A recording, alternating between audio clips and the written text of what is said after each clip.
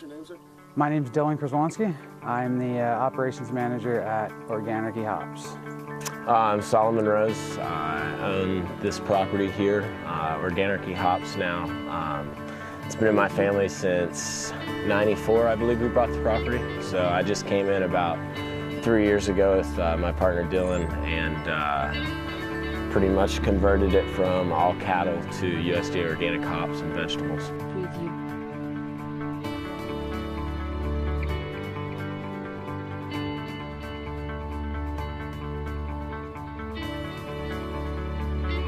We're Maryland's first certified organic hop farm, one of the largest hop farms on the East Coast. Back in 2011, Solomon, the owner of the property, called me and asked if I wanted to grow hops. So came out here for a couple weeks just to check it out, and ended up calling my boss and telling him I wasn't coming back, and moved cross country and came out here and haven't looked back.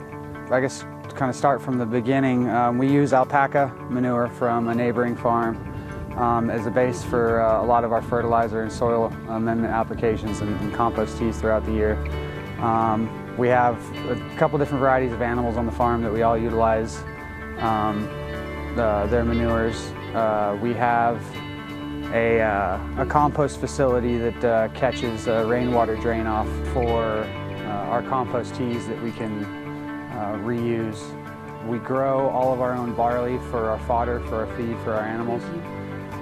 So we don't have to purchase outside feed from other companies. It's all, self-contained within our kind of little circle here. Yeah, the sustainability of the place. Dylan had mentioned a fodder system.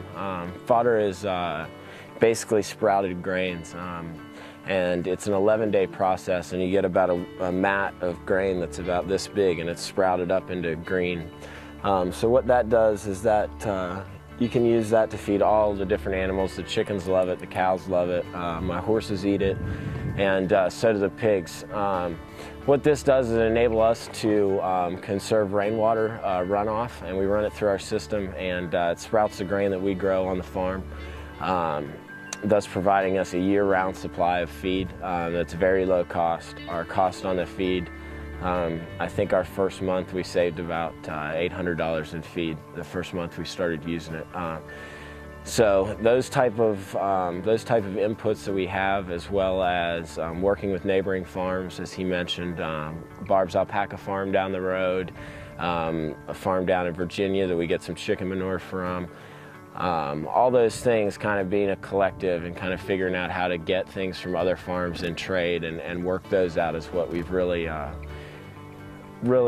focused on, and tried to get more and more to the point where everything on our farm is just working as a full circle, and everything's coming back to us at the end of the year without a great deal of cost, either producing it ourselves or going somewhere else to find it. So that balance is definitely something that's hard to find, but at the same time it's very, very worth it at the end. So.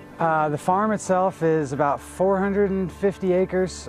We have about 50 farmable acres on the property. We have we will have 14 and a half acres of hops planted this spring. We're doing a few acres of vegetables. We have a small orchard in that field we'll be putting in a few bee boxes there for honey production. We have about 13 acres of grazing area for cattle and pigs. We have 60 chickens.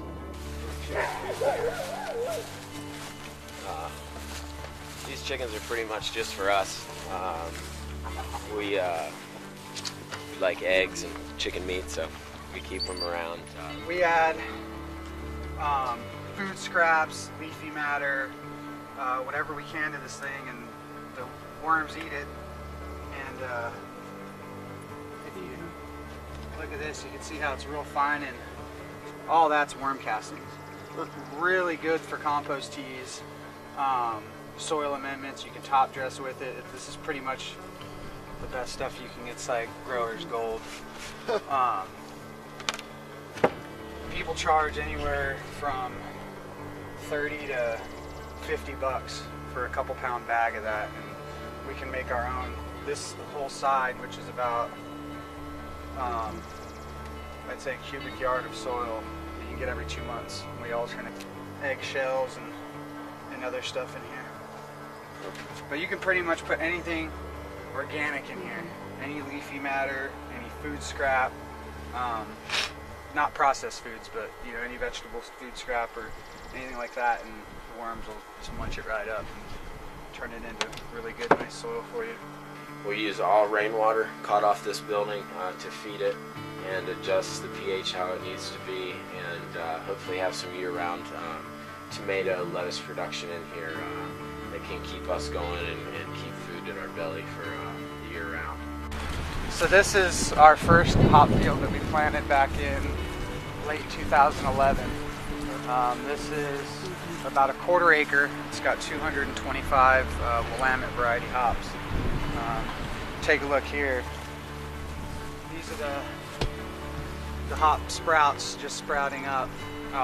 Basically the process is, once they sprout, they'll get to about 1 foot tall and cut them all down. And then new shoots emerge. It's a little bit hardier than the first growth. And once you cut, string these wires up top with, this year we're using an OMRI certified paper product called BioTwine. Different farms use different stuff. Some people use coconut rope. Last year we used jute. Kind of looks like that.